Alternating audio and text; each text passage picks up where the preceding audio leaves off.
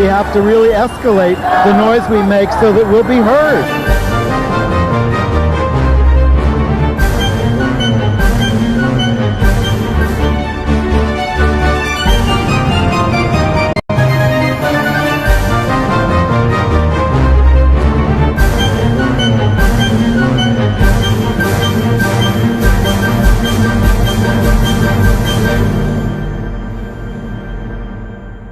I'm Ann Northrup.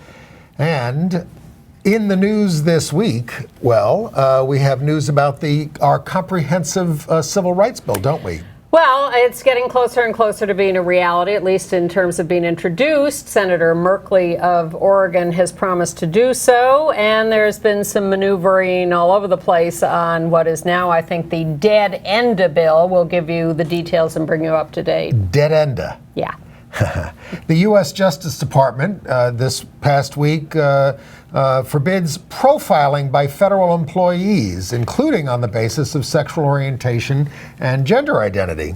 In some places, but not all. Yeah, well. Another awful story, this one from Los Angeles, of a transgender woman murdered in the streets. In Plano, Texas, I read a story about the fact that they passed their gay rights ordinance, and then you read further, and they gave in to so many exemptions and caveats and that kind of stuff that it's a really terrible bill.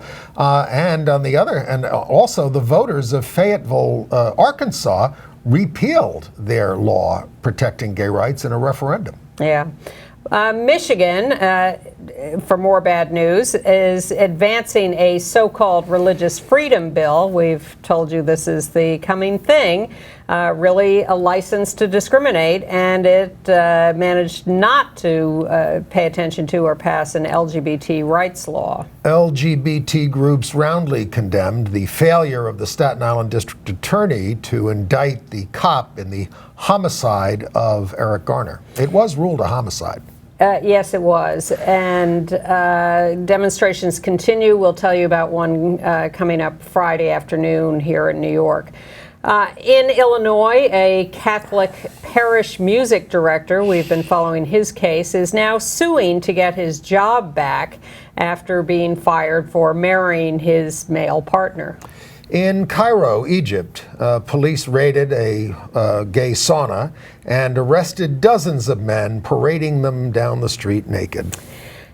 Better news in Seoul, South Korea, where a great group of LGBT activists have been sitting in at City Hall to protest the mayor's screwing around with a non-discrimination law there, and they seem to be making progress with that sit-in.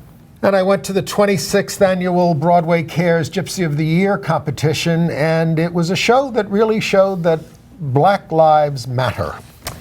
But we start in Washington, where there, after a lot of complaints by people around the country about the bad Employment Non-Discrimination Act that was proposed that had the too broad religious exemption, people are finally getting together to propose a comprehensive LGBT civil rights bill for next year. It's going to be called the Equality Act of 2015. There was a big meeting about it this week there, and Senator Jeff Merkley, Democrat of Oregon, who has been the chief sponsor of the not-so-good ENDA bill, is stepping up to be the introducer and chief sponsor of this new Equality Act. Does Queer Nation have a seat at the table? That's what I'm concerned about. No, we have a place in the streets, which is where we're happier anyway. And then we go off to brunch, and that's the table we have a seat at. All right, but we do have to watch this process carefully. Of course. Is it a public process? Will we get to... No. Well, will we get to see the bill before it is introduced so that we can debate it in the community? It will certainly be discussed publicly and privately, and there will be questions already raised about, and here's the idea. We've had this proposal. There was originally a proposal many years ago by Bella Abzug and Ed Koch when they were in Congress to pass a non-discrimination bill. All they did is add sexual orientation to the Civil Rights Act, the category of sexual orientation. Yes, not gender identity, because we weren't talking about that. Well, I mean, some early gay rights bills actually included transsexuals by name. in the bill. But that went nowhere in the Congress. And then there were Yes. various attempts over the years, and it got reduced to an employment-only bill, and then it left out transgender people. And it left out half the country. Yes, and it also, in its latest iteration that did pass the Senate, included a clause that said, oh, by the way, anybody with any religious feelings can discriminate. Yeah. All you have to do is assert some religious feeling, you can discriminate. Feeling. You may remember the Supreme Court went along with this in the Hobby Lobby case. Yes. Scares the hell out of us. Although the Supreme Court did say in that case, we're not saying that this exempts people from human rights laws. That's what they said. Yes, but then when it gets down to the nitty-gritty, we lose. So anyway, so the idea is to do better, to say, look, we're winning all these marriage cases, we're at a different place in history. Surely we can do better than these terrible bills that are just a move backwards. So finally, with the prodding of Queer Nation and Get Equal and other people all over the country, finally the Human Rights Campaign has seen the light, and so have several members of Congress. So they're formally announcing their intention to write and introduce a comprehensive civil rights bill that will cover employment, housing, public accommodations, credit, education, anything we can throw into the mix. And I saw that the daughter of Bella Abzug, Liz Abzug, has joined Get Equal to get behind this effort to make sure it is comprehensive. But the first big story on this in the New York Times has a lot of gay spokespersons saying, oh, this is going to be a lot of heavy lift, hard time, long time, instead of saying, this needs to happen tomorrow. Because we're in a situation in America, folks, where you're going to be able to get married if you're marrying someone of the same sex, but your civil rights are not going to be protected. And you're getting married, it could be used as a reason to say, well, you're gay and I don't, want you on the job here anymore. We have already seen this happening around the country, particularly around public accommodations. Remember that only 21 states in this country have protections for sexual orientation or gender identity. 18 include, I think it's, yeah. And they aren't always the same. New York doesn't have gender identity and expression. Right, in its non-discrimination laws. We were the last state not to include that in the bill. So we need a federal law. We also need state-by-state laws if you're inclined to work on that. But Andy's right. There is a little, naysaying that says, oh, it's going to take us at least 10 years because we have to wait until we can do redistricting again and change the Congress, and that's going to take forever. But the fact is that in particular states and in the U.S. Congress, we have found ways to pass bills with bipartisan support when we could sort of maneuver it. And so we have to go into this with a more optimistic attitude, with a more urgent attitude, and we have to step up to prove the need for this bill, because one thing people say is, oh, yeah, first of all, people think we're already covered, which we're not, and they think there's no discrimination. So people have to, as people stepped up with their stories of needing to get married or wanting to get married, they also have to step up and make this a grassroots effort, talking about the need to be protected from discrimination in all these areas. And as Ann said, we do have to push at the state and local level for places covering us in places where we're not covered. And I do want to reference what happened in Plano, Texas this week, because I think it's a problem. Plano did pass what is being billed as a gay rights bill, but they included so many exemptions in the bill. A business can get a waiver if you think it would compromise your faith. A waiver. It doesn't include gender identity. It does cover jobs, housing, and public accommodations. It doesnn't include gender identity? I thought it did. Well, I read that it didn't, but maybe I'm wrong and we will be corrected later. Doesn't include nonprofit organizations? All nonprofit organizations. Yeah, religious groups, political groups are exempt. So there's just, restrooms or locker rooms. When you write a civil rights bill, this was the principle on the federal bill that we're now incorporating. It needs to cover the same things that are covered for all the other categories: race, gender, ethnicity, disability, etc. And one question about the federal bill that we do need to watch carefully as it's being written is what the religious exemption will be in it. Because even though we have gotten rid of the Employment Non-Discrimination Act, because everyone rose up and said the religious exemption here is ridiculously broad, the fact is that there will still be pressure to write a broad religious exemption even into a comprehensive bill in order to attract Republicans who hate us onto the bill. Can I give them some advice over there at HRC? You write an exemption that is the same religious exemption that is in place for every other group. Right. And that generally means that, a religion, like you can't force the Catholic Church to ordain women. It'd be nice if they did it, if they wanted to get with the 21st century, or maybe the 20th or 19th. But you can't make them do things like that. But you can't fire the, employees who aren't ministers because they're gay or lesbian. We'll or get to women. more of that in a We're gonna minute, get to too. more of that. Yeah. Now, there was all this maneuvering last week also on the Employment Non-Discrimination Act in the last gasp of this Congress before it adjourned. 6 House Republicans wrote to Boehner and said we should attach it to the defense bill, and that got killed, and an attempt to do the revised version as an attachment to a bill got killed too. Here's a scary thought. The Republicans, as they take over Congress after the first of the year, may try to reintroduce this bad version of the Employment Non-Discrimination Act and pass it with this broad religious exemption. But if this, and then the Senate could do the same thing. Because the Senate's controlled by the Republicans. Unless, and this is one of those cases, and this may sound harsh to people, we will be telling our representatives, our Democrat representatives, vote no. And they won't be able to get enough votes on that if we get them to vote no. Unless they get smart and decide this is a good thing to do because it's going to protect all their religious base. Do they look smart to you? What we are going to have to be prepared to do is ask the president to veto it. Well, exactly. And they're doing a lot of mischief. I mean, the new... Well, the House Republicans are out to destroy the new Labor Department rules about no discrimination by federal contractors on the basis of sexual orientation or gender identity. Now, Ann, the Republicans are saying it was improperly executed. And the Democrats are saying that's not true. George Bush made the same kind of revisions with the same kind of process. It's all whose ox is gored. No, let me quote you on that. Also, in better news around this, I guess.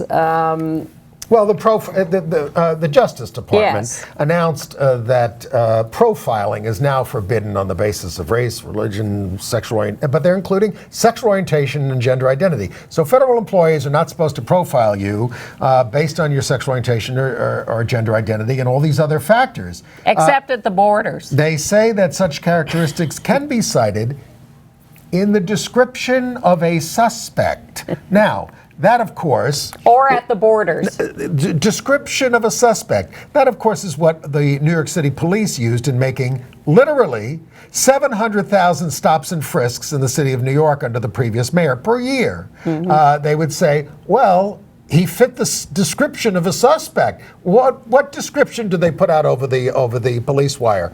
A black male, a Latino male. That's all. So they stop every black male and Latino male. So I mean, that's ridiculous profiling. You've got to include something like, what was he wearing? How big is he? Et cetera, et cetera, et cetera. Was he in the neighborhood? Not just stopping everybody. So we'll see how that all plays out. All right. So that's. But it's a step forward.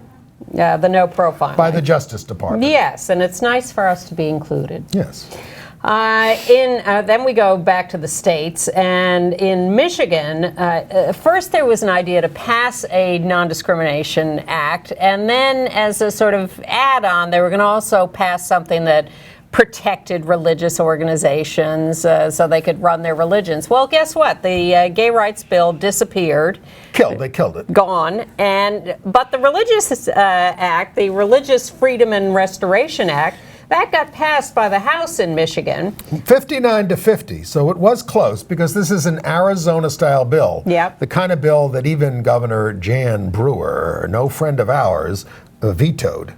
Plus several other bills that allow discrimination in adoption. That's another of their new kicks. Well, the Senate in Michigan is not expected to pass this, but it's all going to be introduced again next year, and then it is expected to pass. By a more right-wing legislature. Yeah. You're going to see a lot. We're going to have plenty of news to talk about, even when marriage is over in this country, because it's like 2/3 of the legislatures in this country are now controlled by right-wing Republicans. And in this last election, that got worse. New York has a majority Republican state Senate. Yeah. Thank you, Democrat Governor Andrew Cuomo, who helped make that happen. To make his life easier. Thank you to the Senate Democrats who are all voting with the Republicans. Not all of them, but and we're Democrats and we let them do it. We didn't let them do it. We let them do it. In a tiny bit of interesting news from Alabama, the proposed Non-Discrimination Act there will be named for Tim Cook, the out CEO of Apple, after a little back and forth with the company and the out lesbian representative in Alabama who wanted to propose it. In the end, the company said, that was just a lower level guy who was concerned about protecting the company and didn't know that we would like this. Okay. But we're all behind it. Right. So it's now the Tim Cook Economic Development Act. I like that. Proposed in Alabama. Let's see if it goes anywhere. They're less sympathetic in Fayetteville, Arkansas, where we won a gay rights bill. I guess it was this year, wasn't it? Yeah, earlier this year. Well, they had a referendum on it, and they voted to repeal it.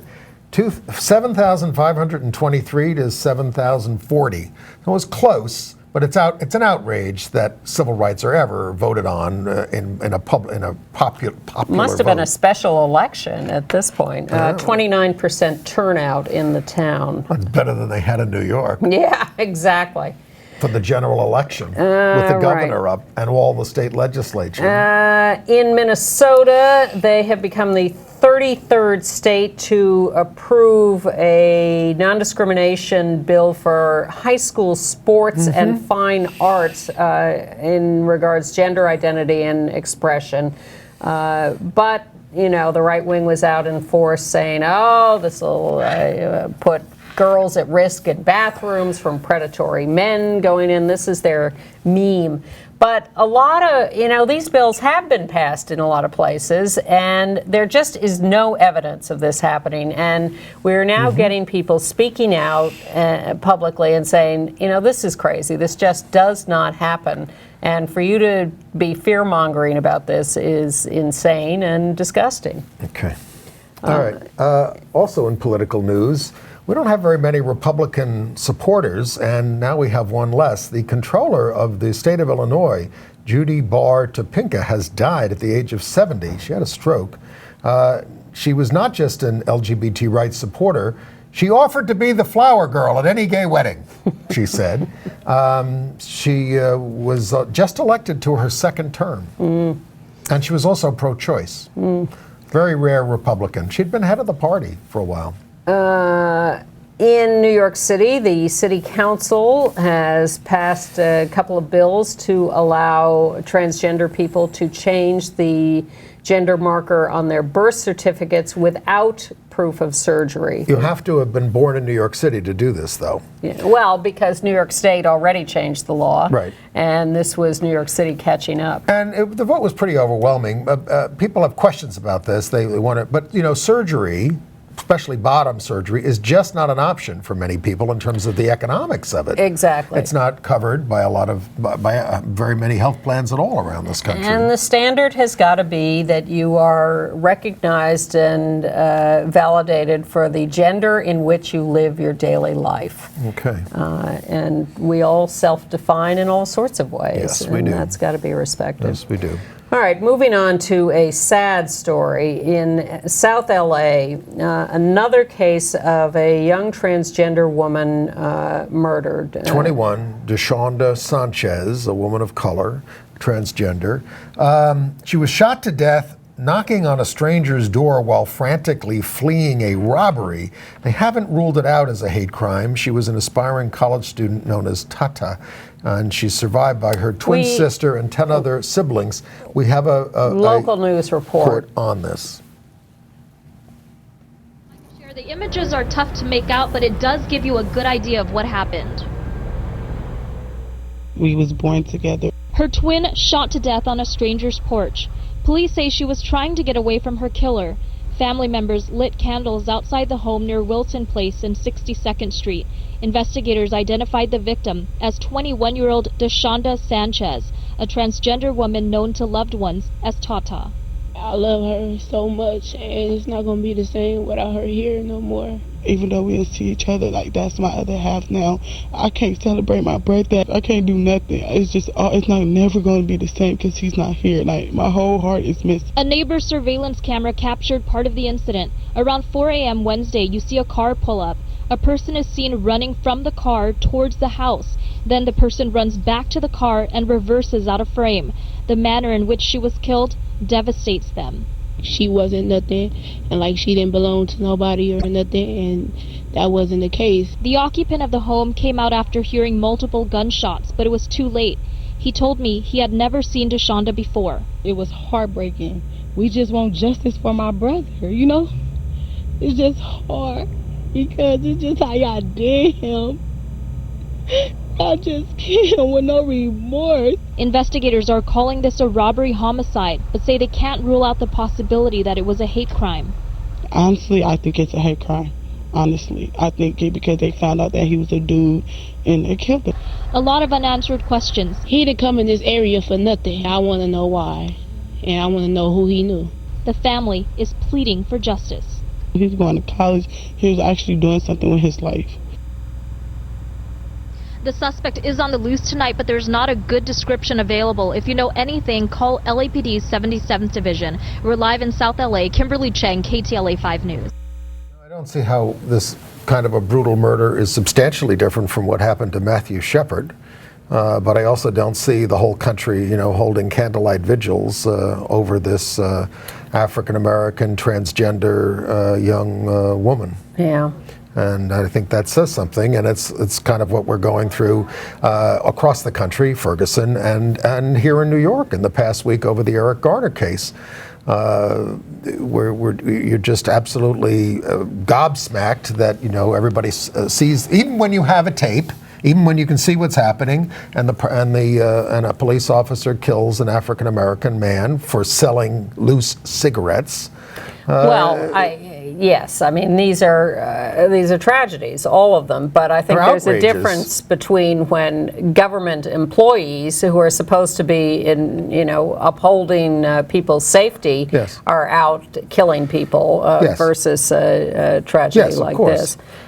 So I wouldn't put them in quite the. No, I'm just saying that the question is whether it's all about this whole Black Lives Matter thing, which has become a meme, and the NAACP posted everyone every unarmed black person who was killed by police this year on their website, and it's just to see the scope of it is just devastating. We have to change the way things work. And we have a case this week in New York where a disturbed guy goes into a synagogue and is threatening people with a knife, and the cop ends up shooting him dead. African-American guy. And everybody goes, oh, well, great work by the cops. And you think, really? You couldn't disable him? Wait him out, throw a net over him, get the spectators out of the area and handle him better? He's got a little knife.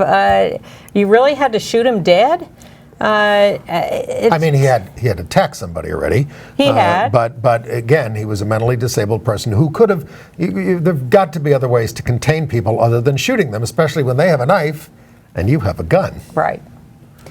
So it's all very disturbing. Now, there is a demonstration tomorrow, Friday, as we are airing in New York, at 4 p.m. in Times Square on the red stairs, the tickets booth red stairs. 4 p.m. Enough is enough. Times Square on Friday, but there are lots of these demonstrations taking place. In North Carolina, 5 members of an anti-gay church that's more like a cult kind of operation have been indicted for kidnapping and assault of a 21-year-old young gay man, Matthew Fenner. They had like 24 guys assaulting him, screaming at him, beating him up to force him out of being gay. That was their method. And his mother and his brother testified against him in the grand jury proceedings because they're part of this church. He had been a member of the church, and they just went after him. But I'm happy to say that some of the perpetrators have been indicted in that case. Okay. We'll see what happens there. Then we have the sad story from Folsom, California, and we have a picture of this young man, Ronin Shimizu, 12 years old, committed suicide after being taunted as gay for being the only male cheerleader at Folsom Middle School. The parents often complained, and the school said that they followed protocols. They eventually homeschooled him, but the bullying against him dated back to elementary school. And I don't know if that's going to lead to better protocols in handling these situations, because you really have to change the school environments. And you are talking about changing the youth culture and the way kids are bullied for all kinds of things. Mm-hmm. And we're talking about kids being tortured. And there's even a gay angle in the CIA torture story. Right. When you read that one of their methods of torturing people was to violate them rectally. On the pretext of force feeding them. Yeah. You can't force feed anybody through their rectum. Well, I don't know if that's true, but that wasn't the goal. I got this from a doctor who posted on Facebook who said that doesn't do anything. Well, even the CIA guys testified that the reason they did it was to exert total control over these people that they were This is all torturing. being done in our name, folks. But this is a very homophobic way of exerting control. It's humiliation through...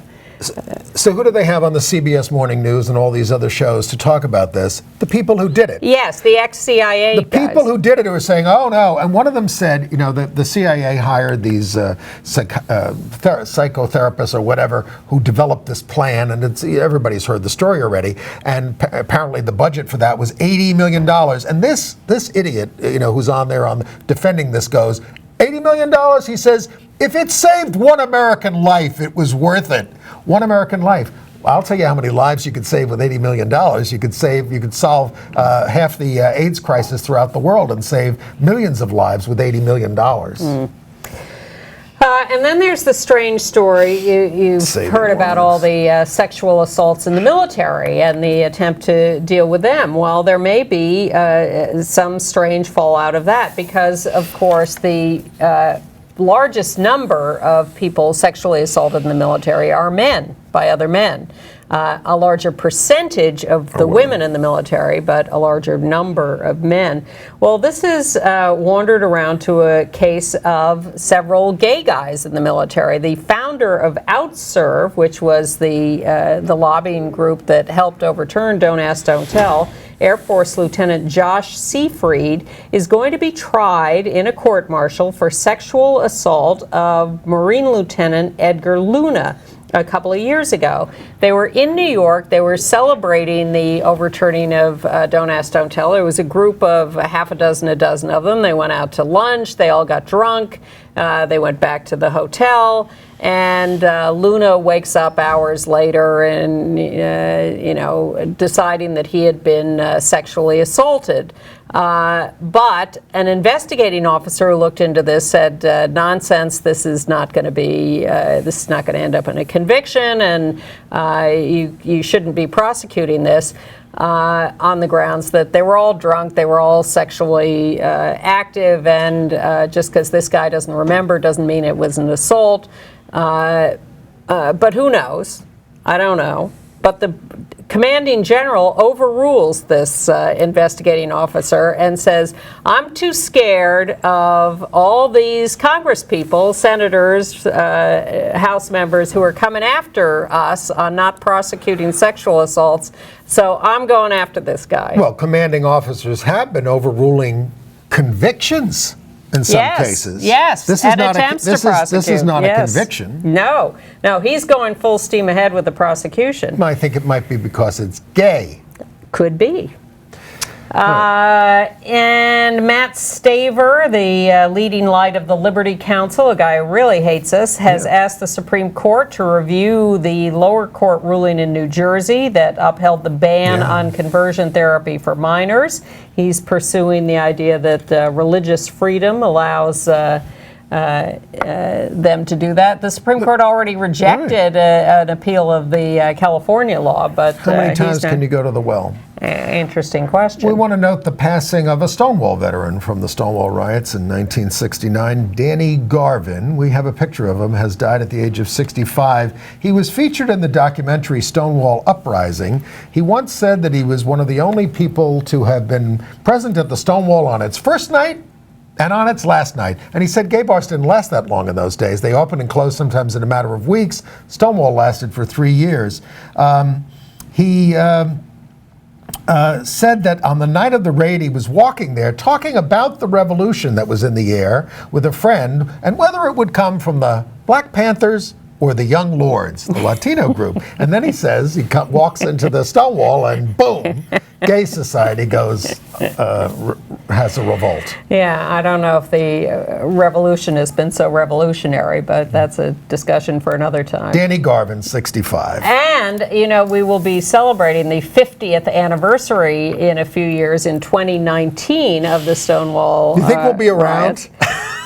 That's a different question. But Heritage of Pride has put in a bid that runs the Pride activities every year, has put in a bid to have World Pride here in conjunction with the 50th anniversary of Stonewall in 2019. We may not want to be around. I like when we have World Pride in places like Rome for the 2000th anniversary of Jesus' birth and things like that. Facebook is still forcing transgender people and others to change their names. Ginger Coyote, famous trans punk rocker, was forced to put her name up as Ginger Cole. And we'll just take a moment here and there to remind you that Christmas is coming. It is the holiday season, and our friends at New Alternatives for Youth here, homeless LGBT youth, yes, of which Andy is a board member, are, as always, seeking help from gay Santas to help their youth. If you're interested in finding out more, write to Kate at newalternativesnyc.org. Do we have that, Cairo, up there? Kate at New Alternatives. Yes, they had it up. Okay. Kate, put it up again. Kate at newalternativesnyc.org. That's the address. Gay Santas. Yes, that's the address for Kate. All right, let's move on to marriage news. See, usually we start with that, but today we waited. Has it started in Florida yet? Soon. Maybe. If the Supreme Court doesn't stop it. They might stop it. It may start January 5th, or they may stop it. Missouri is going to appeal the dropping of the marriage ban to the 8th Circuit. January 9th is when the Supreme Court is next expected to get themselves together to discuss whether they're going to take the appeals from the marriage cases. January 12th? It could be announced on the 12th. January 9th is when they're evidently getting together.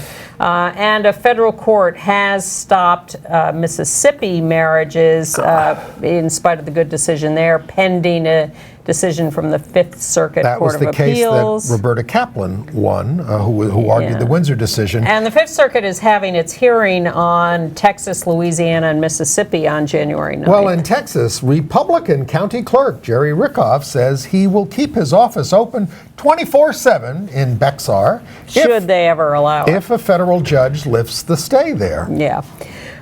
In New York, we have a report that, I guess the latest statistics, 2011, or maybe since 2011 when it was legalized, 11% of New York City marriages in the last 2 or 3 years have been of same-sex couples, and 9% of New York State marriages. And then there are others that are unspecified gender on the marriage certificate, so it could be even higher. Well, and of course we're playing catch-up because we weren't able to get married all those years. Yes, but it covers several years' worth. In Rhode Island, a lesbian widow won her fight to obtain Social Security benefits that were denied to her after the death of her spouse, even though they were married, because the state didn't have same-sex marriage itself. She got more than $30,000 in back benefits. I hope this will be replicated around the country for people who are being denied equal benefits. Well, they sort of manipulated this. They were married in Massachusetts. Rhode Island did not then have legal marriage, but what the Social Security Administration did was change the date of when Rhode Island recognized same-sex marriages. Well, Rhode Island had been recognizing out-of-state same-sex Yeah. marriages Yeah. before they legalized it in Rhode Island. Yeah, so the Social Security Administration took note of that. In Kentucky, the governor has urged the Supreme Court to rule in the case. Well, all these states are saying they want the Supreme Court to rule. 44 states have now ruled for marriage equality so far. We don't have it in 44 states, but we've got 44 states that have ruled for it. And finally, in marriage news, Well, I just also wanted to say that the ACLU is suing in Kansas over that horrible thing with the Governor Brownback. where they won't recognize. Well, I mean, so they're suing over it. Yeah. Governor Brownback, you can get married there now, but he won't let state agencies recognize it until certain other legal things are, and they're also looking to pass a religious freedom bill there. Yeah. So in Inverness, Illinois, we have been following the case of Colin Collette. He's a music director of the Holy Family Catholic Community Church. But not anymore, because even though everybody knew he was gay, when he posted on Facebook that he was marrying his longtime partner, the Holy Family Catholic Community fired him as music director. So now he's filed complaints with the EEOC and the Cook County Commission on Human Rights, saying he's been discriminated against on the basis of sex, sexual orientation, and marital status. And this case is going to turn on whether or not the church can invoke the ministerial exception under human rights laws, which I explained earlier. So Not according to his lawyer, but let's look at the local news report and then discuss the ins and outs of this. Directing both worship and the music ministry is truly my vocation. It is who I am.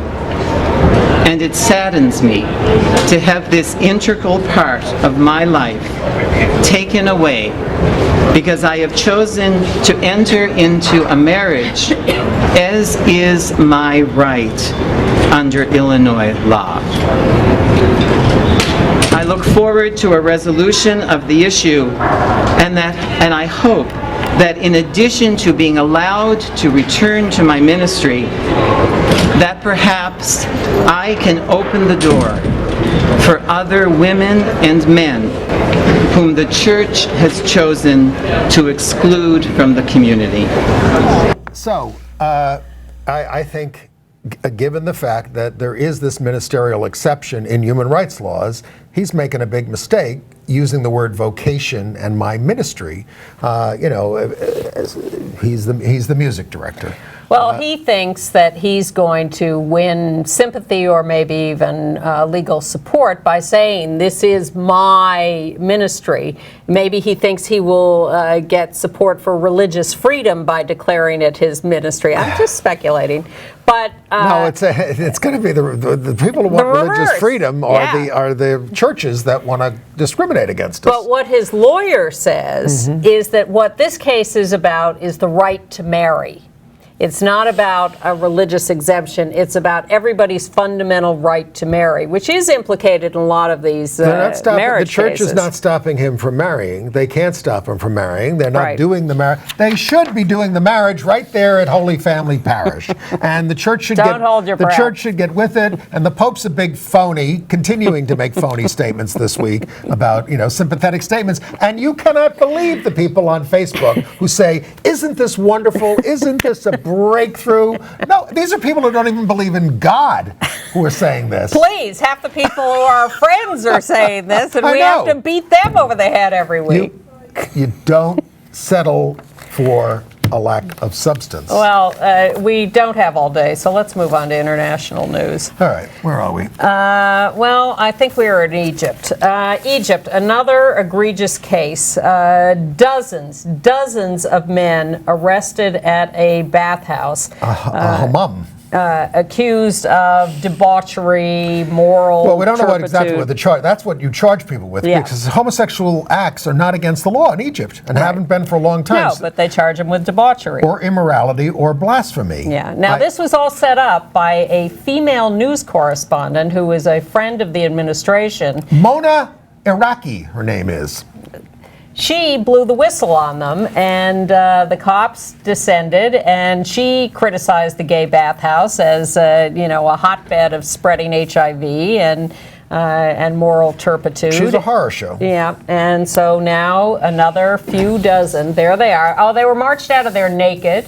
This is so humiliating. Yes, and Then they taken publish to their jail. names in the paper and where they live and all this other kind of stuff. It's Horrifying. just horrendous. Okay. They do some of that in the United States too, by the way. Now, in Seoul, Korea, they had passed a new charter for human rights, and it included non-discrimination on the basis of sexual orientation or gender identity. Yes. Yeah, they had kind of proposed one. The people proposed one, the legislature passed it, and then it was up to the mayor to proclaim it. So his name is Mayor Park Won-soon, and he is a former human rights lawyer. Yes. He halted the enactment of the charter because it included these provisions. He denounced homosexuality. He apologized to the Christian pastors in town for it having gotten this far. So LGBT activists said, the hell with you, and we're sitting in at City Hall. We have a picture of them sitting in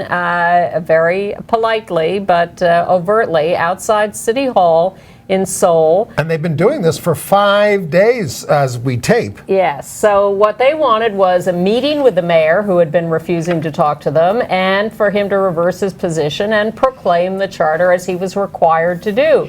Now, the latest word is that he had an informal, quick meeting with them and, in fact, apologized to them and said, this does go against my former record as a human rights activist, but this is all very divisive and complicated. And I was delaying this because I was going to reconcile everybody on this, and he's finding that it's not so easy to reconcile the right-wing pastors with the human rights protesters. Just write a big religious exemption into it.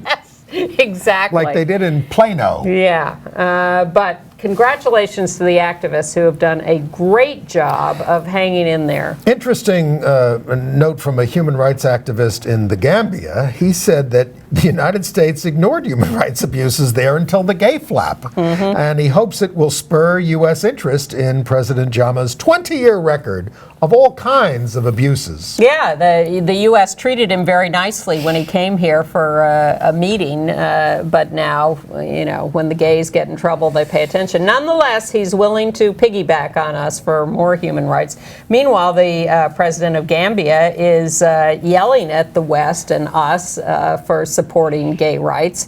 And human rights activists there are also saying that he's scapegoating gay people when he is mean to everybody in the Gambia. Right.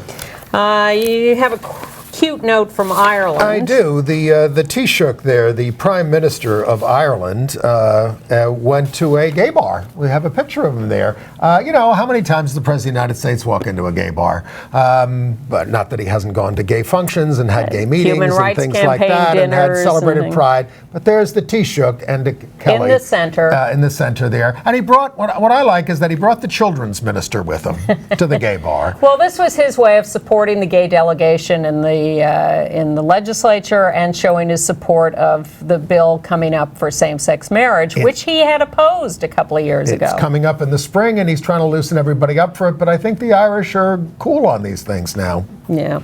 All right. In Latvia, a member of the ruling party, Inga Prida, resigned after tweeting in reference to the same-sex marriage debate. Thank God the Germans shot them in their time. She had to resign over this. That's good. The International Olympic Committee has finally explicitly added sexual orientation to Principle 6, which is its rule on non-discrimination, which means that any country or city applying to host the Olympics in the future will have to explicitly promise not to discriminate on the basis of sexual orientation. Of course, that doesn't mean that their countries don't discriminate. Well, it doesn't mean that they don't, but they are going to have to be more overt in their explicit promise not to. Do I trust the IOC? Of course not. They also did not include gender identity in this explicitly. Right. They said that falls under other status. But the fact is that the Olympics does have rules that allow transgender participation in the Olympics, and that's a good thing. They introduced the same-sex marriage bill in Chile. Yes. At the same time, they're still debating civil unions. In Madrid, Spain, there were a couple of young gay guys kissing in a Burger King, and the security officer came over and threw them out because some patron had complained. He was there with his kids. I can't do that in front of the kids. So there was a big demonstration. 100 people showed up. We have a picture of it. And they had a big demonstration, and the employees of Burger King applauded them. Well, they were having a kiss-in Burger King. You can see the kiss-in. And the company issued a pro-gay statement saying, blah, blah, blah, the blah, manager blah, blah. apologized, said it was just the security officer. In London, a lesbian couple, one was consoling the other with a kiss in a restaurant called Canteen in the South Bank, and they were told to stop by one of the managers. This is a family restaurant, they were told. So the woman said, is it a family restaurant or a homophobic restaurant? And again, the company management is apologizing and says they're going to train the staff and make sure everybody knows and da-da-da-da-da. This is where we are. People, a large number of people are still freaked out by the image of two people of the same gender showing any affection. And all we is asking is to be treated with the same standard that heterosexuals are treated. We know we're not. Right. Sometimes you want to say that a lot of couples get a room, but especially when I see them on the subway going at each other. It's not what we're talking about. We're talking about normal displays of public displays of affection. Yes, I went to a press briefing by the International Gay and Lesbian Human Rights Commission this week because it's Human Rights Week in New York at the United Nations, and they had a panel of people from Colombia, Egypt, Turkey, Zambia, Zimbabwe, South Africa, Taiwan, and Russia. And they all places not on my list to go visit. to. I don't know. But they spoke very movingly. The woman from Turkey, who is an elected official, talked about how she ran for office because she is terrified to walk in the street holding the hand of her girlfriend, and she just had to fight her own terror and fight the oppression. A lot of them talked about the Christian right influence growing in their countries. They talked about the oppression by government officials and law enforcement. And it was really everything we talk about every week, but there they were in person talking about this. It was very moving, and Eagle Herc is doing great work in supporting them around the world. I was moved by that. I was very moved by Malala getting the Nobel Peace Prize. She gave her speech this week, the 17-year-old Pakistani who was shot for going to school. She said, I'm here standing up for the 60 million girls denied education. And it made me sort of wonder, when are they going to honor one of these very brave LGBT activists in places like you just spoke about to sort of catalyze that issue? The guy from Egypt could not even be publicly identified because of these arrests and what's happening to out gay people in Egypt. And I'm talking about gay activists because Dag Hammarskjöld was homosexual and he was honored in 1961. Not for being a gay activist. But not for being a gay activist. And I'm moved by the rowers from the University of Warwick in England. They've just issued their 6th naked calendar. The first one they issued... we have pictures of this. Yeah. There we are. There, you might want this Warwick Rowers calendar. They issued a calendar 5 years ago, their first one, because they needed to raise money for the team. And what they found was, guess who was buying the calendar? Gay people. So now it has become an annual event. They do raise money for the team, but that's enough of that. They raise money now to end homophobia in sports. They set up an operation to fight homophobia in sports, and if you want more of that, go to warwickrowers.org. You can find out all about it and see more pictures from the calendar. And in the United Kingdom... and Ian McKellen's involved in that, too, as a supporter. And in the United Kingdom, same-sex couples in civil partnerships before March 29th can now convert them to marriages free rather than paying the 45-pound fee. That's $71. And in Colombia, a man who was denied a spousal pension after a gay partner of 10 years died sued before the Inter-American Commission on Human Rights, and they found for him.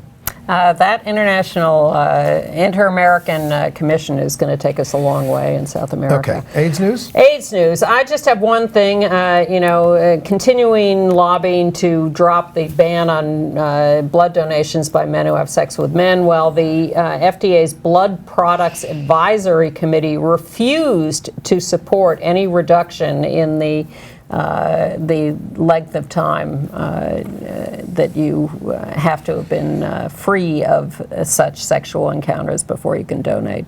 Encouraging news from a study from Louisiana State that found a daily regimen of THC from marijuana in monkeys decreased damage to the immune tissue in the stomach.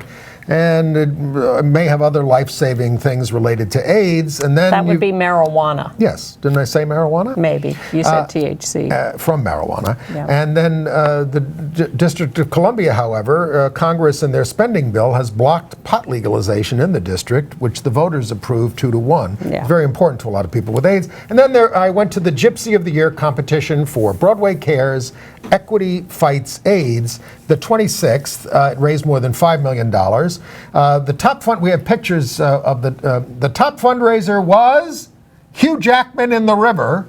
He raised out of the $5 million, he raised more than $500,000 because he takes his shirt off and he sells it in the audience.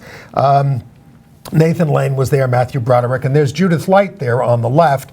Judith comes out to help us remember, have a moment of silence for all those who died and remembered. And she manages to do this every year and raise a tear in the audience. She's great. She's absolutely tremendous. But it was the 40th, and the winner of the competition, they do skits, was the Lion King cast, and they did a whole thing on justice and peace, very in keeping with what we're going through with all the Eric Garner, Ferguson, and all that kind of stuff. It was quite a moving dance piece.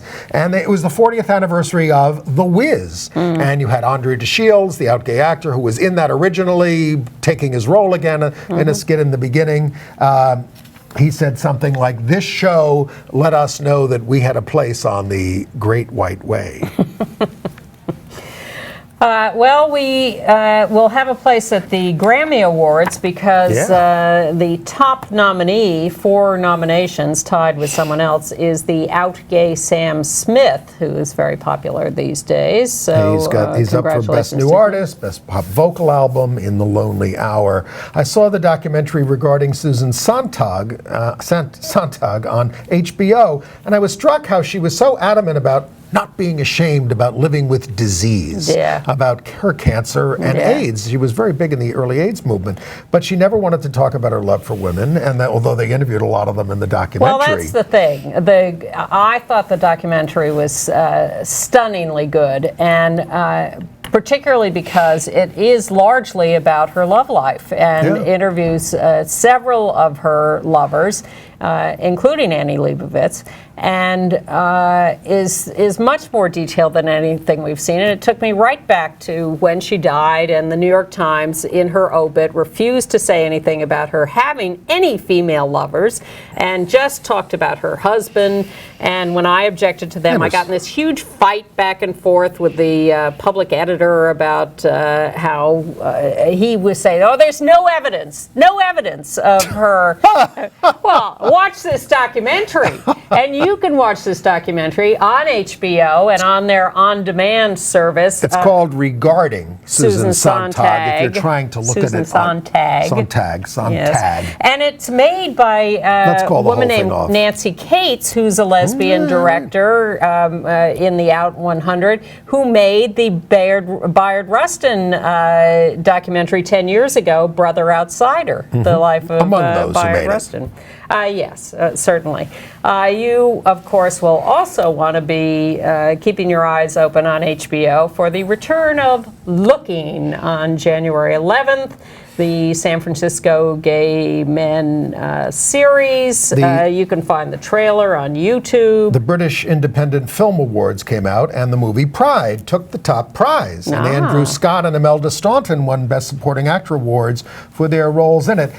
And then there was the interview with Chris Rock in New York Magazine. Did you see that? I did. Yeah. I loved it. He said he learned his craft watching comedians for 6 hours straight every night at Catch a Rising Star. And he said, I learned what I did not want to be. There were too many cliche jokes. I never wanted to do that. That horrible gay voice everybody does. I didn't want to be swishing and all that crap. A lot of comedians are very, very similar. So I've always said, okay, what if the thing that everybody is talking about is wrong, the way everybody does it? So he's been thoughtful about that over the years. I'm not saying he's perfect. I'm not saying we're perfect. And I don't know, I haven't seen it, so I can't give a real review of it, but I'm looking forward to his movie Top 5, which is coming out in a week, which people say is hilarious. Okay. Please explain to me what's going on with these young female stars having all these kissing sessions publicly with other girls. Taylor Swift, Miley Cyrus, all we hear about these days and see pictures of is them kissing other girls. And I'm quite fascinated by whether this is a slow coming out process for them or this is more the sort of lesbian until graduation phenomenon. I don't know. Russell Brand was talking to a group of fifth graders at a school in the Village, and he leaned over and kissed a boy. Just on the cheek. The place exploded. Yeah, I thought that was kind of unfortunate. Well, but still, I think it's great that Russell did it. He is terrific and funny and smart and was promoting revolution among the kids. Oh, yeah. Telling them the teacher had given him his own book with certain clips on. You can't read this stuff. So he said, let's turn to some of this stuff. But there's a lot of censorship going on. And she kept saying, I'm not censoring you. And he said, well, in fact, yes, you are. You are censoring me. Very progressive school. And God, I saw this dance piece from the National Theatre in London called John. From the DV8 company, and it was the gayest thing I've ever seen on a stage in my life. Well, it's the DV8 company. Well, what do you expect? It's really about a guy who's a drug addict and he's had a down and out life, and it's portrayed through dance and speech. But they have an extended scene in a bathhouse, which this is on stage, folks, and I've never heard something so explicit. It even made me a little uncomfortable. Andy's getting on in years. And it was great. It was great. Shocked. Go to NT Live, ntlive.com, and you'll see screenings of it around the country where you are. Would it have scared the horses? It was really what they were talking about. But yeah, I mean, it was very good. It was actually kind of moving because he had such a tough life, this guy, John. All right, well, go to HBO On Demand and look at Regarding Susan Sontag, and then stay there until January 11th when Looking comes back. Thanks for joining us, and we'll see you next week. If you want to be on our email list to get weekly program previews, write to me, Andy Hum, at AOL.com. See you next week.